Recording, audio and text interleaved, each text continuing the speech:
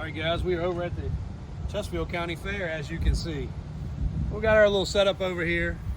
We've supported the fair probably for the last 15 years, bringing trucks roughly. Some years we just bring one or two things. Some years we go all out. This year's gonna be one of those. What you see is what we got. The weather's looking to be pretty terrible, and this area right here gets very wet. So unfortunately, we're not right up in the middle, but we don't need to be. Everybody tends to end up finding us somewhere when they're looking. And it's a lot of effort, even though it's 12 to 15 minutes away from the car lot. It's still a lot of hassle to shuffle them all, then come the following week, shuffle them all back. They sit out here. If they don't get rained on all week, which the fair usually brings the rain, then it brings the dust.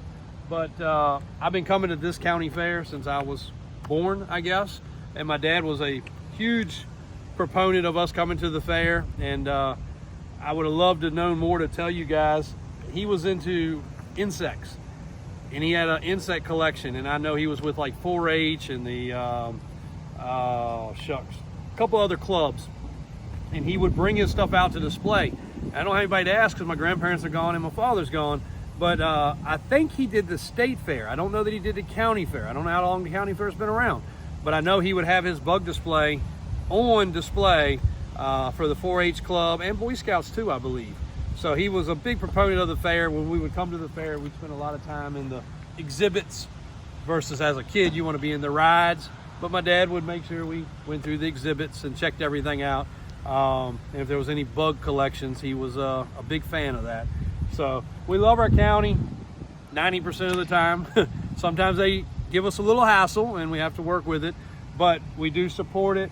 The kids that come out go crazy for the truck, so we always try to bring a big truck. If you do come out, just a little respect. Don't step in the wheels. If you want to sit in the wheel of that truck, any car show, I'm not just talking about our stuff. If you see a polished wheel like that, please do not stand in it or sit in it. You'll scar the wheel. And that wheel, in some cases, if it's clear coated, could be ruined or really a problem. You can sit in that wheel. I give you permission. You can stand by the truck, and if you stand by the truck, AJ said yesterday, and tag us, we're gonna pick a winner. Whoever gets the most likes, is that what you said? All right. So whoever gets the most likes on your picture with our display, doesn't have to be that truck, be the trailer. Whoever's tag photo gets the most likes, I'll even make it one better. Whoever's also gets the most shares from their share will give both of y'all a merch package. So come out to the Chesville County Fair, support it. It opens tomorrow, which is Friday, and I think it runs through the following Friday, right? Or through the following weekend, maybe. I think so. Yeah, it might be 10 days. So you can check their schedule on Chesville's website, Chesville County Fair. We're right next to the wood carving guy, which I end up being a sucker to buy something from him every single year. Pretty amazing talent. We're right around where the racing pigs are, the swine races. The concert's right here behind us. Hope you guys make it out. Thanks. Well, there's supposed to be a hurricane. I guess we're kind of in the middle of it. The palm trees are swaying. That one's not, but there's not much to sway. Got some stuff loaded up right there. That is going to Canada, crazily enough. Man, it's got a long road ahead, but Canadian, so I guess we better get across the street. Come on.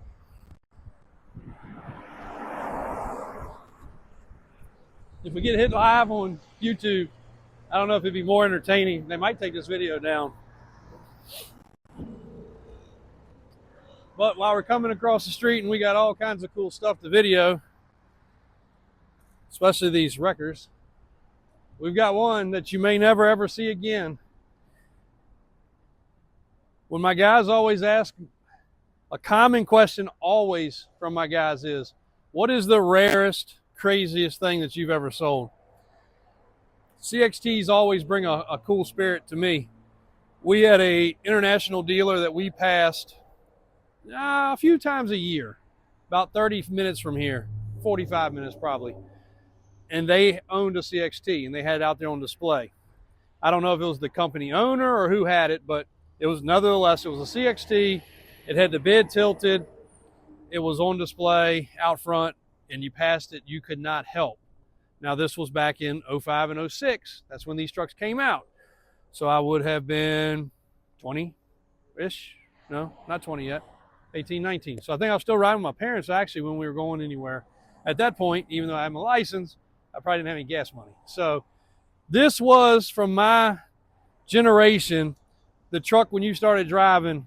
If you had all the money in the world, no budget to spare, this was the truck the big boys bought. Movie stars, rock stars, professional athletes bought most of these. So what's so cool about them? Well, they were over $100,000 in 05 and 06. You do inflation and the math today, well, that's like $250,000, $300,000 today. So they were expensive. They were not for the faint of heart, but they were also huge. I'm 5'10"ish. It's a big truck. So many people make videos about these CXTs and they go literally viral just because of the fact that they're so rare. Now, guys, feel free, but I have lengthy conversations with the international dealer and an international representative years ago when we had our second or third one. I've had over 50 of them now. Supposedly there was 200 made. 120 first year, 80 second year. I don't know that for sure. That's what we were told. Maybe that's how many were made in the States. Maybe they were also in other countries. I don't know. But 200. That's rarer than pretty much any rare supercar that's made today. That's pretty low production numbers. And it was before emissions came into effect. That truck has no DPF or no DEF. You put diesel in it, you can even probably put some vegetable oil in it, and it will run. Smell like French fries. We've done it. Trust me. It smells like McDonald's burning. They came with the 466 as their main engine, which is what this one has. They came with a huge Allison transmission, big beefy tires, which look dinky. You can go bigger. A lot of people do what's called super singles. But this truck, having only 10,000 miles, was left original. I sold this truck about 2 years ago. I sold it to a good two brothers that were in the towing industry, great customers of ours. They wanted it as a toy to drive every now and then. We put 6 brand new tires on it. I took the original tires off. I took them off because they were original date code. If you go back in our archives of videos, you can still find that video where I showed the tires and they were still almost full tread, documenting that it was truly 10,000, at that point 9,000 original miles. Now 10. They drove it about 1,000 miles. As far as we can research on this also, unlike the tan one we have, so if you guys are watching this and you're trying to buy one, we have this one fully for sale, paperwork in hand. We have a tan one. The tan one is one of one with all options. The best we could determine on this one, this truck is one of two equipped this way. Color-wise, they could have had different options. Did you run the bed up on this one? I haven't. Okay. Pretty sure this has tilt bed. Has the 466, has the Allison, has the premium interior.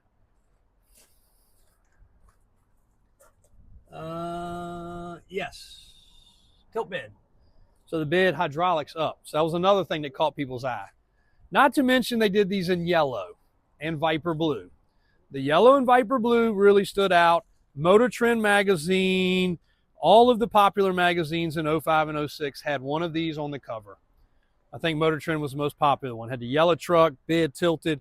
If you didn't walk past that at the grocery store aisle and buy it, and I think it was on there multiple times, caught my eye. I never thought we'd own one. Lo and behold, 10 years ago, I got the first one. I started doing extreme research. I pulled our offshore boat with it at the time. This also has the optional bumpers. And I was hooked, not only because I love driving things that stand out, weirdly enough, who would have guessed, but I also wanted something functional that would tow. This truck will tow. If you could get your house on wheels, it will pull your house down the road unless you have a 500,000 square foot mansion. It will tow your house with all the torque in the world. So great truck, pre-emissions. This one's 129, right, Kristen? Yep, 129. The tan one is 149. And these are probably two of the best specimens left on the earth. Is there one out there with less miles? Maybe. I haven't seen it yet. And if it is, it's not for sale, or I probably already own it.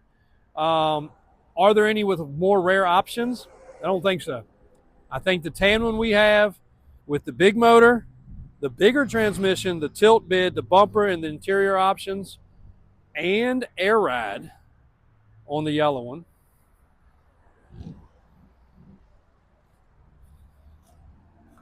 This one is spring, which is probably 75 to 80% of them are spring.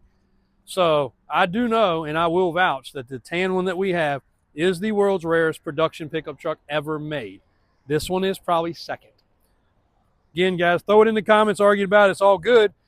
We love to be corrected if we're wrong, but I don't think we are on these. I think you're looking at some of the most unusual, low production number, rare. And the cool thing with these is, compared to, I tell people all the time, you know, at the time you could have bought a Viper, a Porsche, a Ferrari.